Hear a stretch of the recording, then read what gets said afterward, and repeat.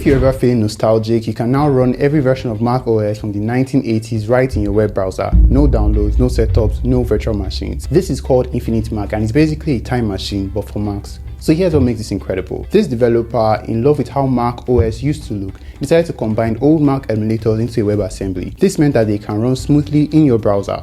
No plugins, no extensions, nothing. From the O.G System 1.0 released in 1984 up to macOS 10.3 or so, these virtual Macs come preloaded with classic software. You can play old games, run vintage creative apps, even browse the early web using Internet Explorer for Mac.